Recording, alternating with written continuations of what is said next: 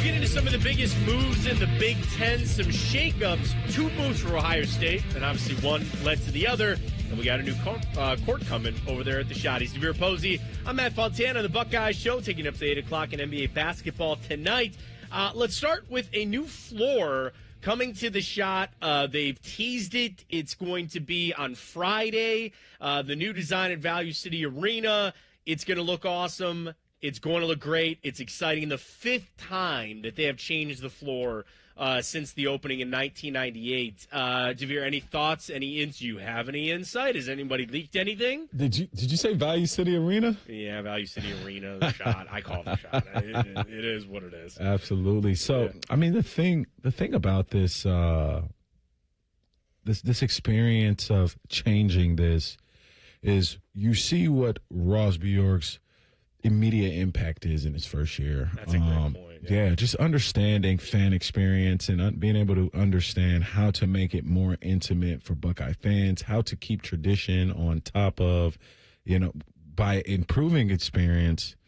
Ohio State has those kind of issues and they rub against each other because we are a traditional school, but we are entering a new landscape to where technology, college football playoffs, social media will leak into traditional traditions. And so when it comes to and then also I think Ohio State has the problem of being a business, right? And being like one of the best businesses in America.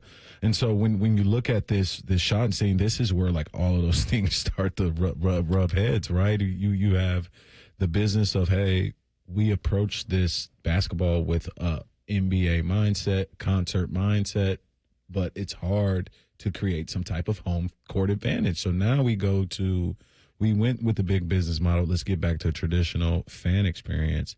And I just love that Ross looks at things that way and he's honest and we can really evaluate these things. And when you actually ask for change or how can we get the Schott to feel like Cameron Indoor? How can we get it to feel like a game out in Kansas, right?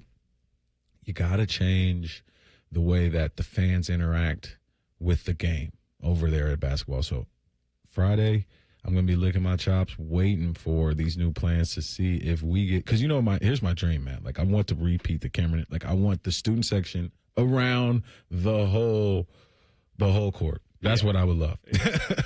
No, and that's the thing. It's been obviously some tough years for Ohio State men's basketball, certainly not on the women's side, but on the men's side, it's been a little tough. And I think to your point, it's such a great point you brought up about Ross Bjork just kind of coming in and saying, hey, let's not be afraid to make change. Sometimes when people get new things, they go, well, this is status quo or that's all worked. And let's, I'm not going to say be hesitant to make those moves, but it can happen. So to come in and say, hey, we're going to shake this up, we're going to look for something fresh, I think is awesome. Speaking of being fresh and new, the Athletic ran through the top 10 changes in the Big Ten, big off-season moves. They talked about Drew Aller, they talked about Bryce Underwood, but 2 of the moves on here were Jim Knowles leaving Ohio State for Penn State, and then obviously Ohio State hiring Matt Patricia. And, DeVier, like, you won a national championship, and I think sometimes Jim Knowles, people were questioning what was going on or, the defense that they were playing. It really always kind of came to a head sometimes maybe in the Michigan game or things like that. But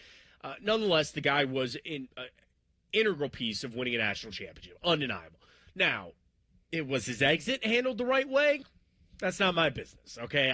I can sit here and tell you what I think about it, and I think it was, but that's his business there.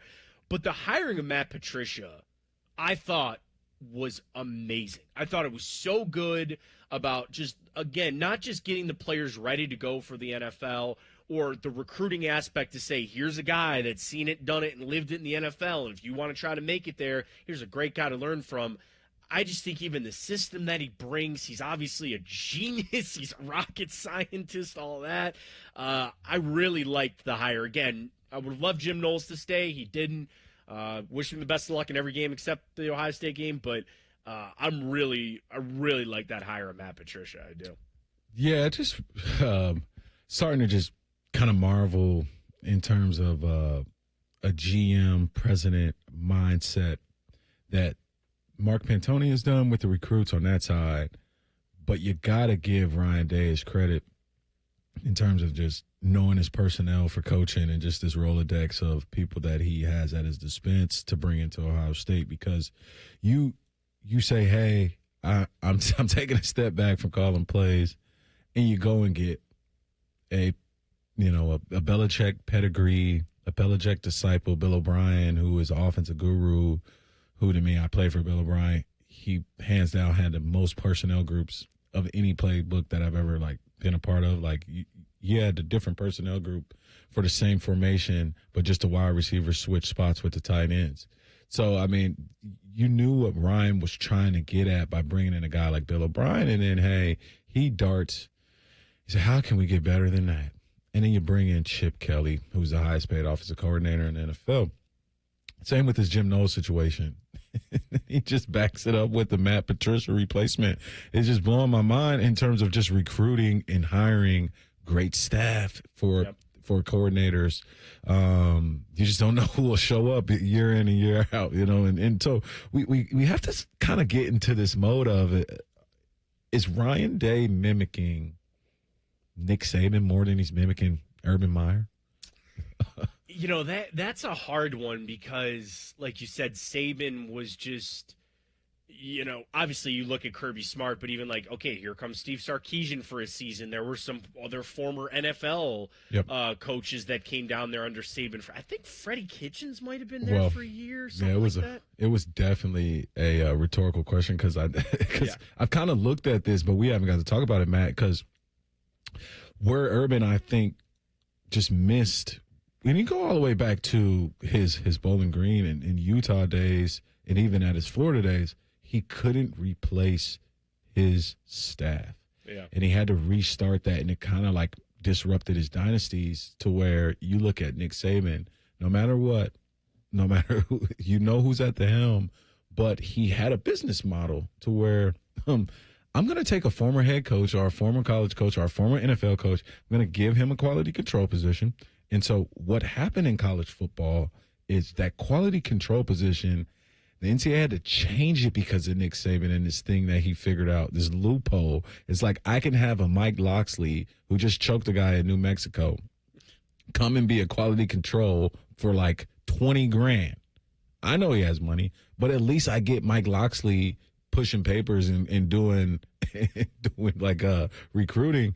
And so the NCAA put in a rule to say, hey, for these quality controls, you can't be older than 25 or 30 or something like that. So Nick Saban's model, I just see remnants. I see Ryan Day taking that approach with finding guys with volume of experience under him that he can trust and help restart their career. Because what's going to happen to Matt Patricia, right? He's going to have a great year, and he's going to go and be – There'll be people calling left and right for him, right? And then he'll be gone. And then Ryan will have to replace this guy again. That's how it's a good problem to have. It is.